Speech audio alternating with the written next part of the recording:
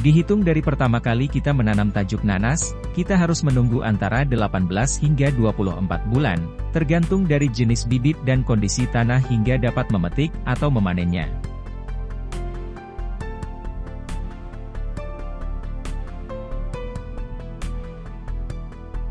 Lalu, bagaimana negara penghasil nanas terbesar dunia mengaturnya untuk dapat bertahan dalam bisnis nanas, dan menjadikannya bisnis yang menjanjikan?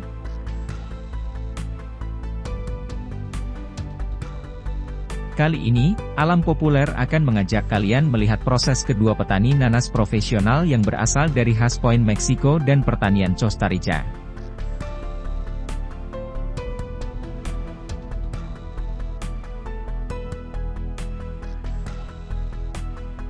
Dibutuhkan waktu, pengetahuan dan kesabaran untuk menumbuhkan tanaman nanas.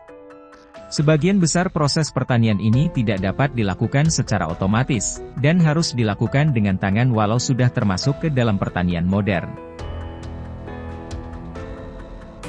Selain waktu panen yang cukup lama, hal lain yang harus diperhatikan oleh petani adalah prosentase cahaya matahari dan juga suhu udara yang dapat membuat nanas menjadi asam, atau bahkan terlalu manis.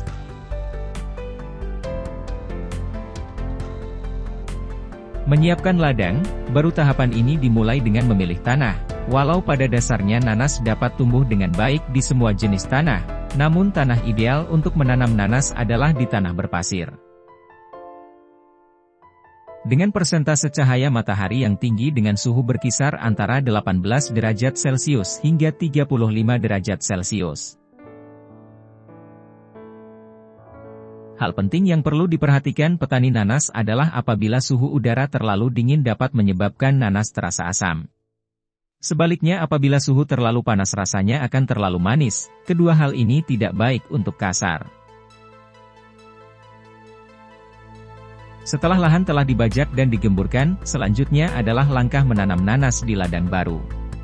Ada dua metode utama menanam tanaman nanas. Pertama, mengambil tunas yang akan tumbuh dari pangkal tanaman.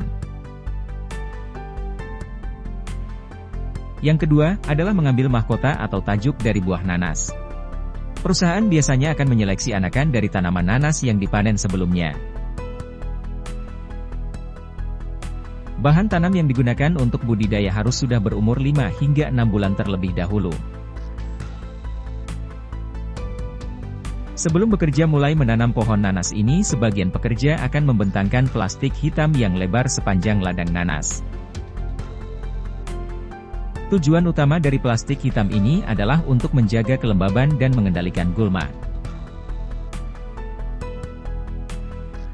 Selanjutnya pekerja akan menanam nanas di atas plastik dengan membuat lubang untuk menancapkan batang pohon nanas. Ketika musim tanam seperti ini, seorang pekerja terampil dapat menanam 5.000 hingga 6.000 tanaman nanas per hari.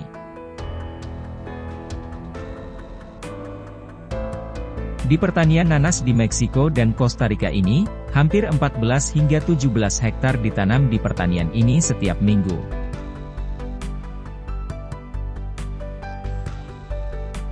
Saat bunga nanas mulai terbentuk, kain jala hitam dibentangkan di atas tanaman nanas untuk menghindari sinar matahari. Langsung penutupan ini akan dilakukan ketika buah hampir matang. Daerah pesisir merupakan tempat yang paling ideal untuk menanam nanas, yang membutuhkan curah hujan yang melimpah dan iklim yang lembab. Pada fase ini, suhu sangat berperan penting terhadap kualitas hasil panen. Umumnya nanas dipanen pada bulan Agustus hingga Oktober, atau April hingga Mei sebagai waktu paling ideal dan juga untuk menghindari musim hujan. Pada musim panen setiap orang sibuk dengan pekerjaannya. Mandor akan memeriksa anak secara teratur, dan mengambil sampel untuk memeriksa warna daging dan kadar gula pada nanas. Mandor akan menggunakan refraktometer, untuk mengukur kadar gula. Ketika cangkangnya berwarna keemasan, dan dagingnya manis dan berair, nanas siap dipetik. Hasil inspektur mandor ini akan dilanjutkan oleh para buruh pemetiknya. Tim pemanen akan mengenakan pakaian pelindung, untuk melindungi diri dari daun pohon nanas yang runcing. Selain itu, pakaian khusus permanen juga untuk memastikan tidak ada kontaminasi dari luar saat proses pemanenan. Metode pemanenan nanas sendiri ada dua cara, yaitu dengan cara manual gimana para petani membawa keranjang untuk mengangkut dari ladang ke truk pengepul.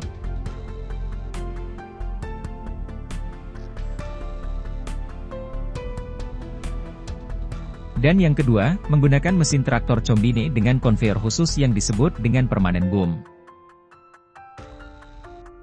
Mesin ini akan bergerak secara bertahap melalui ladang nanas. Ukuran balok mesin ini sudah dirancang khusus untuk ladang pertanian narasi. Untuk memetik nanas dari pohonnya dilakukan dengan tangan, kemudian bekerja dengan hati-hati menempatkan buah di atas konveyor, selanjutnya konveyor membawa nanas ke pengepul. Karena nanas rawan akan memar dan benturan nanas harus kita tata dengan khusus dan lembut.